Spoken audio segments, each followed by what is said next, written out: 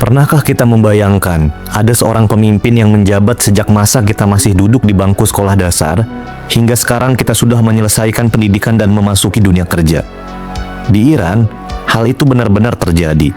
Selama 37 tahun, dari tahun 1989 hingga pekan lalu, masyarakat Iran hanya mengenal satu nama di posisi puncak kepemimpinan mereka, Ali Khamenei namanya. Akhir pekan kemarin, dunia dikejutkan dengan sebuah peristiwa besar. Sebuah babak panjang dalam politik Timur Tengah yang sepertinya harus ditutup dengan cara yang dramatis. Namun sebelum kita membahas apa yang terjadi selanjutnya, mari kita mundur sejenak. Bagaimana sebenarnya perjalanan hidup Ali Khamenei ini? Dari seorang anak ulama di kota Mashhad, hingga menjadi pusat kekuasaan yang disegani sekaligus ditakuti. Mengapa kita perlu membahas Ali Khamenei saat ini? Bukan semata-mata karena beliau baru saja gugur, melainkan karena memahami sosok yang memegang kendali selama hampir 4 dekade di Iran itu sangat penting untuk mengerti bagaimana dinamika dan gejolak Timur Tengah saat ini. Coba kita bayangkan sebuah permainan catur. Ada satu pemain yang dari awal hingga akhir selalu menjadi penentu. Ia tidak selalu tampil di depan, namun setiap gerakan pemain lain harus memperhitungkan keberadaannya. Kurang lebih seperti itulah posisi Khamenei dalam politik global. Di bawah kepemimpinannya, Iran tidak hanya menjadi negara biasa. Iran menjelma menjadi sebuah poros. Ada jaringan yang disebut Axis of Resistance atau poros perlawanan yang membentang dari Lebanon, Suriah, Irak, hingga Yaman. Mulai dari kelompok milisi hingga pemerintahan, semuanya memiliki keterkaitan. Jadi, membahas Khamenei berarti membahas dinamika geopolitik yang efeknya akan terus terasa, bahkan setelah beliau tiada. Mari kita mulai dari awal. Khamenei lahir pada tahun 1939 di Mashhad, sebuah kota suci bagi penganut Syiah. Ia tumbuh dalam keluarga religius yang sederhana. Pendidikan awalnya tentu saja belajar Al-Quran dan ilmu agama. Namun yang menarik, di masa mudanya, ia tidak hanya menjadi pribadi yang pendiam dan fokus pada kegiatan keagamaan. Ia aktif bergerak dalam dinamika sosial politik di lingkungannya. Pada tahun 60-an, Iran diperintah oleh Raja Shah Pahlavi yang mendapat dukungan dari Barat. Khamenei muda ikut bergabung dalam gerakan oposisi bersama gurunya, Ayatullah Khomeini. Akibat dari keterlibatannya ini, ia berulang kali ditangkap, dipenjara, bahkan diasingkan oleh Safak, dinas intelijen kerajaan Iran saat itu. Pengalaman di penjara ini menjadi momen penting yang membentuk karakter dan pemikirannya. Sebuah penelitian yang dipublikasikan di jurnal akademik pada tahun 2025 mengungkapkan bahwa kritik Khamenei terhadap rejim Pahlavi saat itu berakar dari apa yang ia sebut sebagai kekuasaan yang otoriter dan gaya kolonial yang dianggapnya merusak jati diri bangsa Iran. Jadi ini bukan sekedar perbedaan pendapat biasa. Ini adalah pengalaman pahit yang membentuk cara pandangnya terhadap kekuasaan dan negara-negara barat. Setelah revolusi Islam tahun 1979 berhasil, posisi Ali Khamenei naik dengan cepat. Ia menjadi presiden. Pada masa perang Iran melawan Irak antara tahun 1980 hingga 1988, ia sering turun langsung ke garis terdepan.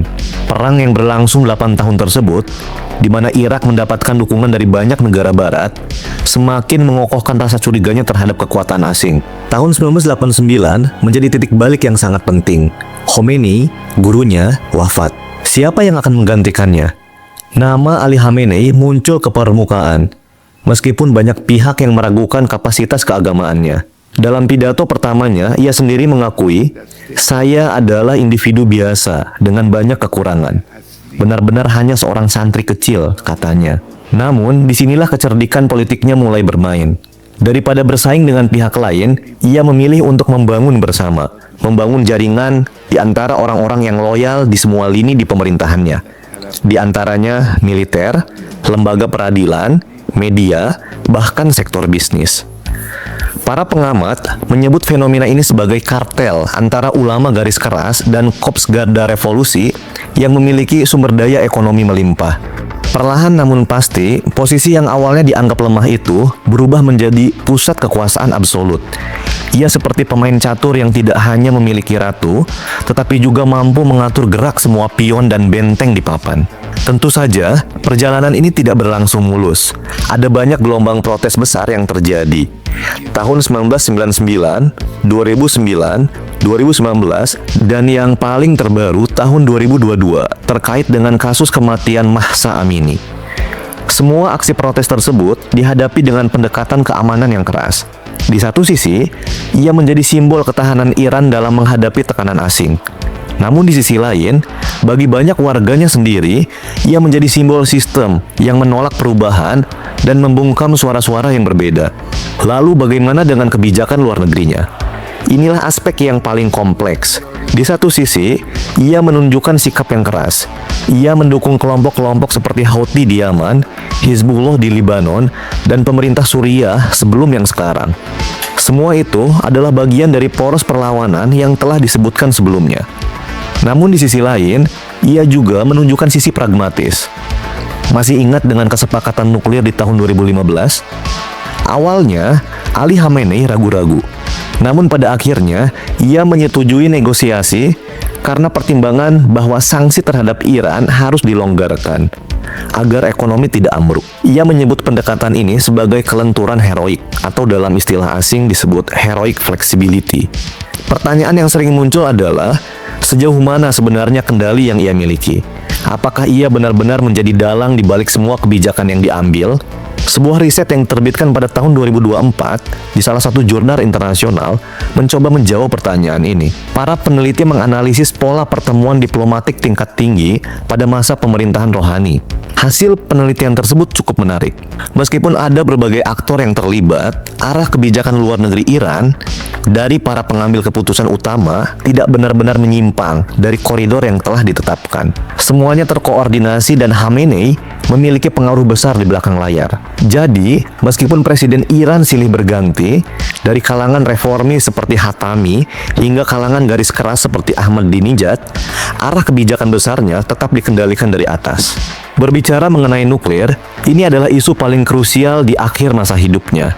Di satu sisi, ia mengeluarkan fatwa yang melarang pengembangan senjata nuklir karena dianggap tidak sesuai dengan ajaran Islam. Namun di sisi lain, program pengayaan uranium terus berjalan tanpa henti.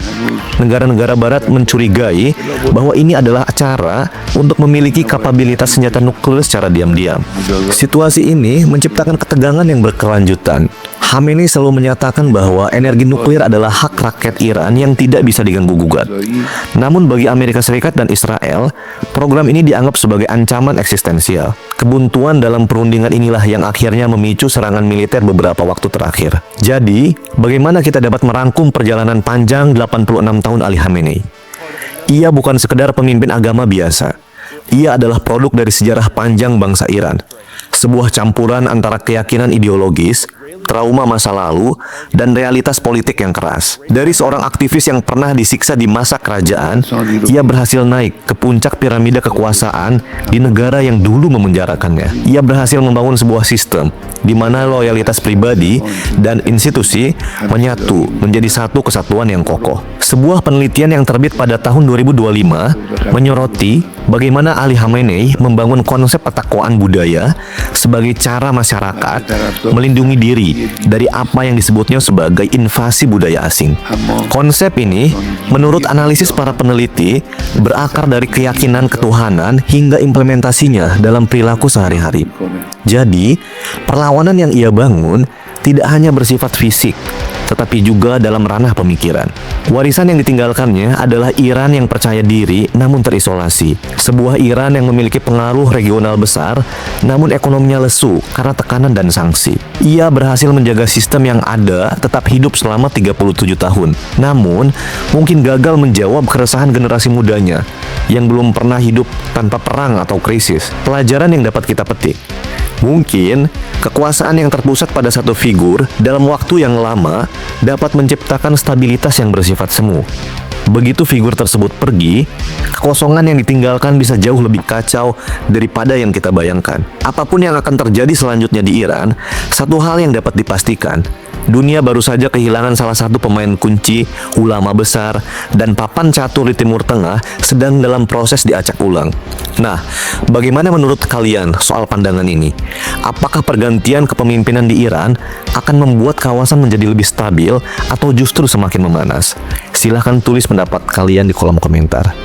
See you later.